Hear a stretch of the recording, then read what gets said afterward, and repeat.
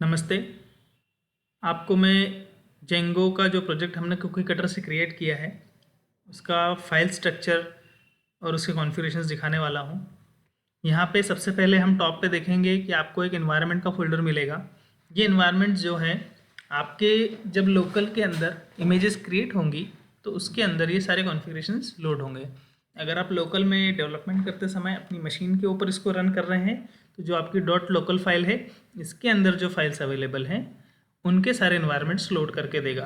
Example के लिए reddish का यूआरएल आपका रहने वाला है। अगर आप लोकल पे रन करेंगे तो Redis colon Redis and this port. Okay, similarly आपका जो फ्लोवर का यूज़र है वो डिबग रहेगा, उसका जो पासवर्ड है वो भी डिबग रहने वाला है। इसी तरह अगर आप लोकल में देखेंगे तो पोस्टग्रेस की जो कॉन्फ़िगरेशंस है वो इसकी लोकल के अंदर की पोस्टग्रेस फाइल से लोड होने वाले हैं। दैट मीन्स कि जो पोस्टग्रेस का यूज़र नेम और पासवर्ड होगा ये डीबग या डीबग रहने वाला है। इसी तरह इसका डेटाबेस बनेगा जिसका नाम है डेमो प्रोजेक्ट और दूसरी सेटिंग्स हैं यहाँ पर जो आप सिंपली समझ सकते हैं, इसका पोर्ट और इसका होस्ट नेम। अगर आप डॉट प्रोडक्शन फोल्डर के अंदर जाएंगे वहाँ पे भी आपको दो फाइल्स मिलेगी। पहली फाइल जेंगो के लिए है जो कि जेंगो के डिफरेंट कॉन्फ़िगरेशंस को लोड करेगी जब आपका प्रोजेक्ट आप प्रोडक्शन एनवायरनमेंट में रन कर रहे हैं। उसी तरह से पोस्टग्रेस की क्या सेटिंग्स रहने वाली है प्रोडक्शन एनवायरनमेंट में वो भी आप यहाँ पे सिंपली देख सकते हैं। तो ये एनवायरनमेंट्स हैं जो कि लोड होते हैं। ये एनवायरनमेंट्स जो इन्वायरमेंट वेरिएबल होते हैं ऑपरेटिंग सिस्टम पे, यानी कि जो आपकी इमेज होगी वो जिस ओएस के ऊपर या जिस बेसिक इमेज के ऊपर रन हो रही होगी उसके अंदर इन्वायरमेंट्स अवेलेबल होंगे as a system environment.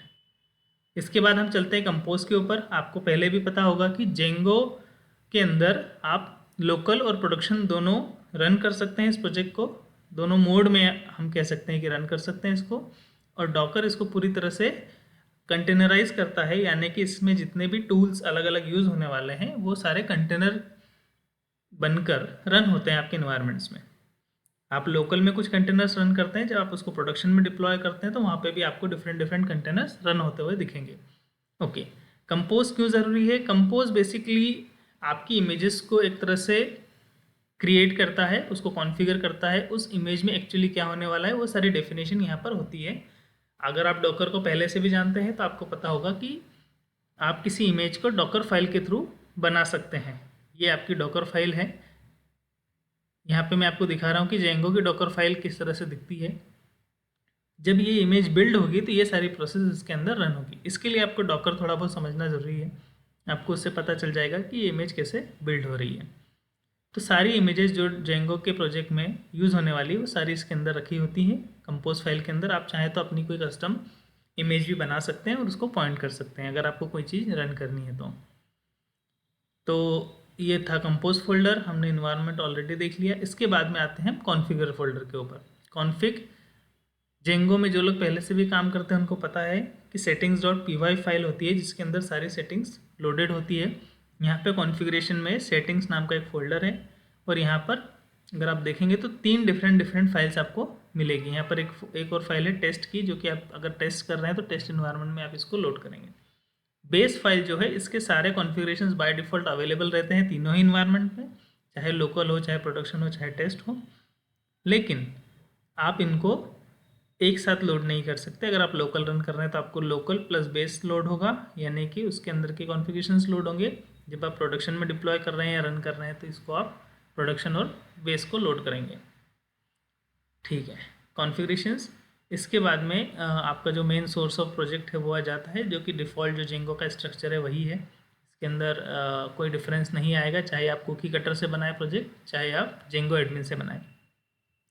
Requirements को भी इन्होंने ब्रेक डाउन किया है तीन फाइल्स में, यानी कि जो ब्रेक डाउन करने का काम है कुकी कटर ने स्ट्रक्चर को थोड़ा मेंटेन किया है to make it more easy and to be little bit of clean approach. यहाँ पर एक बेस फाइल है जिसके अंदर सारी डिपेंडेंसीज हैं जो कि दोनों ही केसेस में लगने वाली है, चाहे लोकल पे रन करें चाहे प्रोडक्शन में रन करें। यहाँ पे लोकल स्पेसिफिक कुछ डिपेंडेंसीज भी हैं लोकल टीएक्सटी फाइल में, और प्रोडक्शन स्पेसिफिक डिपेंडेंसीज हैं जो कि प्रोडक्शन टीएक्सटी फाइल के अंदर होती है। डॉकर इग्नोर आप सबको पता है, डॉकर में जो इमेजेस के अंदर जो फाइल्स हमको या जो फोल्डर स्ट्रक्चर नहीं चाहिए वो यहाँ से इग्नोर होगा और इमेजेस के अंदर नहीं आएगा। गिट इग्नोर, जो गिट के अंदर आपको जिन फाइल्स को कमिट नहीं करना है, ऐड नहीं करना है आपके सोर्स में, वो यहाँ से इग्नोर हो जाएंगी सारी।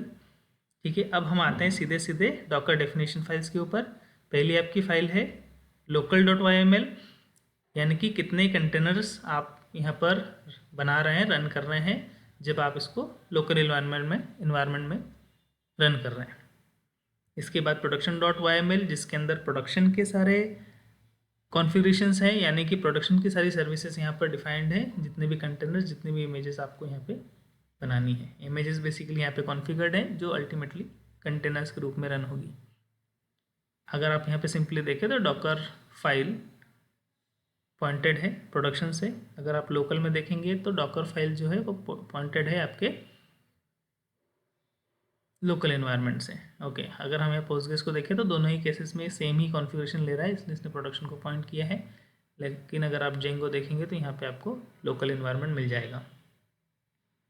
फाइनली manage.py कॉन्फ़िगरेशन की जो फाइल है ये थोड़ी सी डिफरेंट होती है कुकी कटर के केस में। अगर आप इसको जेंगो एडमिन से कर रहे हैं तो ये थोड़ी सी डिफरेंट होगी, लेकिन अगर आप यहाँ पे देखें तो इसने एक डायनेमिकली कॉन्फ़िग सेटिंग्स में से लोकल फाइल को लोड किया है। ठीक है,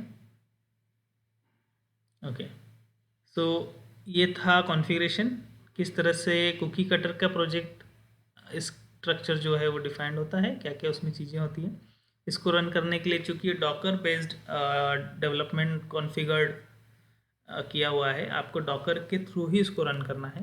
इसकी जो कमांड होती है वो होती है डॉकर कंपोज exe। मैंने विंडोज़ में है तो exe भी यूज़ कर रहा हूँ मैं। अगर आप लिनक्स या मैक में है तो आपको exe नहीं लिखना है, -f। So -f stands for file. आपको किस फाइल को रन करना है, यहाँ पे मैं लोकल इन्वायरमेंट को रन करना चाह रहा हूँ और उसको अप करना चाह रहा हूँ -d। अगर ये पहले से इमेजेस बिल्ड नहीं है तो it will take some time और ये बिल्ड हो जाएगी। अगर ये पहले से बिल्ड है तो ये सीधे सीधे स्टार्ट हो जाएगी। यहाँ पर ये कमांड रन करने के बाद it will take some time और सारी आपकी जितनी भी इमेजेस हैं उसको एक बार ये चेक करेगा। ठीक है, आपने यहाँ पे देखा कि सारी जो भी इन्वायरमेंट्स जो इमेजेस थी वो रन हो गई। ठीक है, ये चूँकि मेरे पास पहले से शायद रन था तो ये एक बार इसको हम चाहे तो डाउन कर सकते हैं, जिससे सारी इमेजेस स्टॉप हो जाएंगी, सारे कंटेनर से स्टॉप हो जाएंगे और हम इसको फिर से रन कर सकते हैं। अब अगर आपको इसको चेक करना है कि ये प्रोजेक्ट जो है प्रॉपरली रन हो रहा है और ब्राउज़र में ओपन हो रहा है, तो आप सिंपली localhost:8000 पोर्ट के ऊपर इसको चेक कर सकते हैं और इसको रन कर सकते हैं। तो ये था स्ट्रक्चर एक्सप्लेनेशन जो कुकी कटर प्रोजेक्ट के थ्रू हम क्रिएट करते हैं, कुकी कटर टूल के थ्रू जो हम जेंगो का प्रोजेक्ट क्रिएट करते हैं, इसका स्ट्रक्चर और कैसे हम इसको रन करते हैं। ये डॉकर के बिना रन नहीं होगा, ठीक है, क्योंकि हमने इसमें डॉकर का जो स्ट्रक्चर है, जो डॉकर का स्ट्रक्चर है, जो डॉकर का जो कॉन्फ़िगरेशन है उसको फॉलो किया हुआ है। अगर आपको इसमें कोई दिक्कत हो तो आप मुझे कमेंट कर सकते हैं, आप चैनल को सब्सक्राइब कर सकते हैं और please share this video with somebody who wants to understand how this structure is defined. Thank you very much.